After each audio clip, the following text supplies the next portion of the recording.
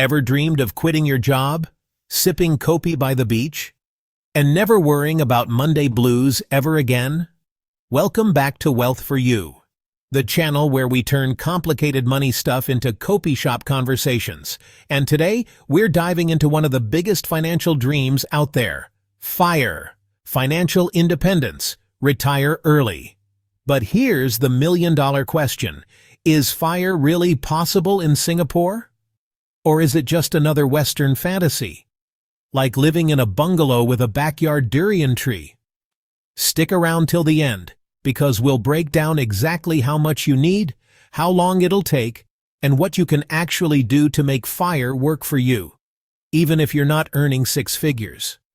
And hey, if you want more no-nonsense, local money tips made for everyday Singaporeans, smash that like button, subscribe to Wealth for You, and help us keep the kopi flowing. Let's find out if FIRE is a fantasy or your next reality. Chapter 1.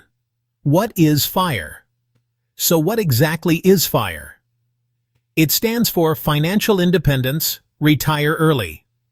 And it's all about one simple idea: your passive income.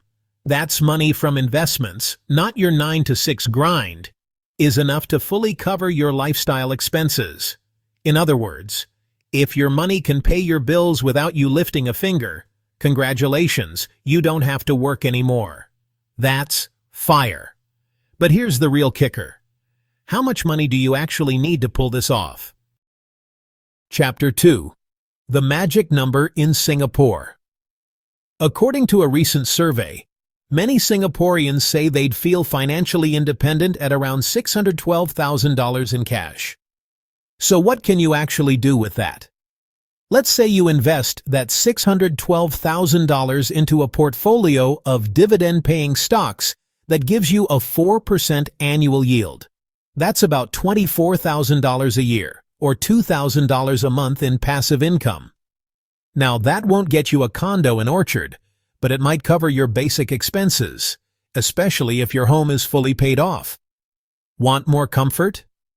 You might need to aim for a larger portfolio or consider retiring in a more affordable country like Malaysia or Thailand. Chapter 3. Is FIRE realistic in Singapore? The short answer? Yes.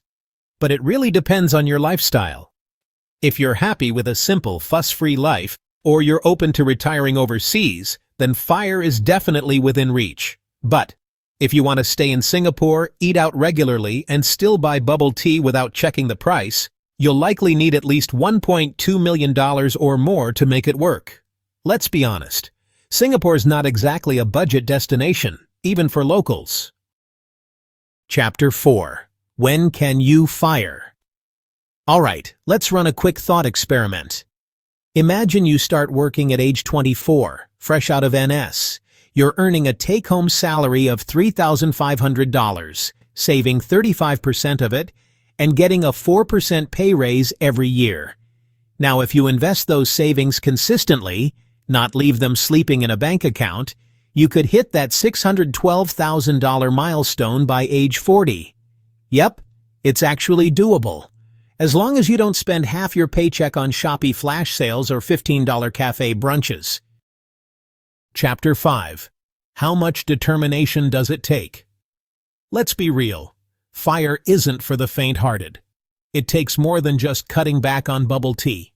You'll need discipline to save even when your bonus drops and the temptation to splurge kicks in. Courage to resist lifestyle creep. Yes, even when everyone around you upgrades to a condo and a Continental car. And the wisdom to invest your money, not let it sit in a bank account earning 0.05% interest. Chapter 6. Practical solutions for FIRE. So, how do you actually get to FIRE? What does it take beyond dreaming of early retirement and scrolling through finance TikToks? Let me walk you through a few things that make a real difference. And don't worry, it's nothing you can't start doing today. First, it starts with spending less than you earn, and staying that way. It sounds simple, but here's where most people get tripped up. You get a raise, and immediately think, I deserve something nice. Suddenly, your expenses grow with your income, and your savings? Stuck. Instead, try this. Save the raise. Invest the raise. Let your money level up even if your lifestyle doesn't yet. Next, let's be clear. Saving alone isn't enough. You can't leave your money sitting in a savings account earning 0.05% and expect it to grow.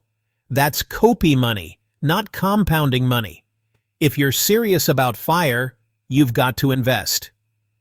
Top up your CPF, especially your special account, look into dividend-paying stocks, or explore long-term plans that offer both protection and potential returns.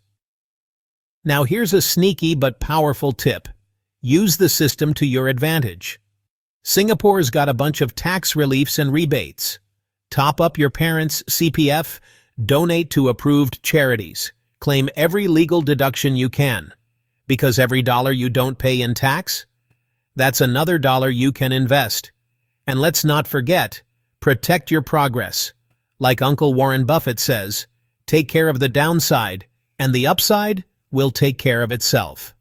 A single unexpected medical bill can derail your whole FIRE plan. So get your insurance sorted. Health, critical illness, disability.